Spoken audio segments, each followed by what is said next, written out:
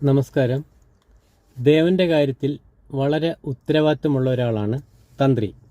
മിക്കവാറും ക്ഷേത്രങ്ങളിൽ ഒരു കാര്യവും തന്ത്രി അറിയാതെ നടത്താൻ പാടില്ല. പ്രത്യേകിച്ച് പൂജാവിധികൾ അല്ലെങ്കിൽ ക്ഷേത്രദേവനുമായിട്ട് ബന്ധപ്പെട്ടുള്ള എല്ലാ കാര്യങ്ങളും തന്ത്രി അറിഞ്ഞിരിക്കണം.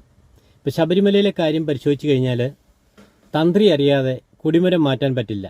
തന്ത്രി അറിയാതെ വാതിൽപ്പാളികളോ ശില്പങ്ങളോ ഒന്നും മാറ്റാൻ പറ്റില്ല. ഈ സാഹചര്യത്തിൽ തന്ത്രിയുടെ അജ്ഞത വല്ലാത്തൊരു കടങ്കഥ പോലെ തുടരുകയാണ്. ഇതിനെ ചോദ്യം ചെയ്യേണ്ടതുണ്ട്. മറ്റൊരു പ്രശ്നം, വർഷങ്ങളായി ഈ നേരത്തെ ഇരുന്ന കൊടിമരത്തിലെ വാജിവാഹനം തന്ത്രിയുടെ വീട്ടിൽ വെക്കാൻ എന്ത് അധികാരമാണ് തന്ത്രിക്കുള്ളത്? അതായത് മകൻ്റെ സ്ഥാനത്താണ് അയ്യപ്പനെങ്കിൽ മകൻ്റെ മുതലുകൾ വീട്ടിൽ കൊണ്ടുപോകാമെന്ന് ഏത് തന്ത്രിക്കാണ് അനുവാദമുള്ളത്? അങ്ങനെയൊന്നും ഒരു അനുവാദവും ഇല്ല. ദേവൻ്റെ മുതൽ ഇനി തന്ത്രിയുടെ വീട്ടിൽ ക്ഷേത്രമുണ്ട്, പൂജാമുറിയും കാണും. ഈ ക്ഷേത്രവും പൂജാമുറി ഉള്ളിടത്ത് കൊണ്ടുവന്ന് സൂക്ഷിക്കുന്നതും തെറ്റാണ്.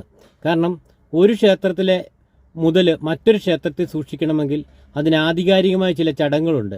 അപ്പോൾ പിന്നെ തന്ത്രി കൊണ്ടുപോയി ഈ വാജിവാഹനം എവിടെ സൂക്ഷിച്ചിരുന്നു എന്നുള്ളത് വളരെ ചിന്തനീയമാണ്.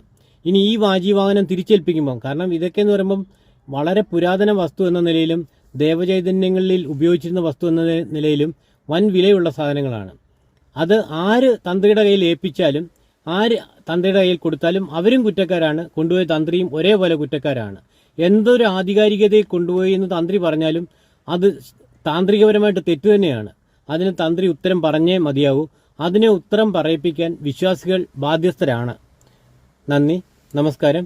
ഇനിയും ശബരിമലയെക്കുറിച്ച് ഒരുപാട് കാര്യങ്ങൾ എനിക്ക് പറയാനുണ്ട്. പല വീഡിയോകളിലായി പറയുന്നതാവും. അതുകൊണ്ട് എല്ലാവരും ഈ ചാനൽ സബ്സ്ക്രൈബ് ചെയ്യണമെന്ന് അഭ്യർത്ഥിക്കുന്നു.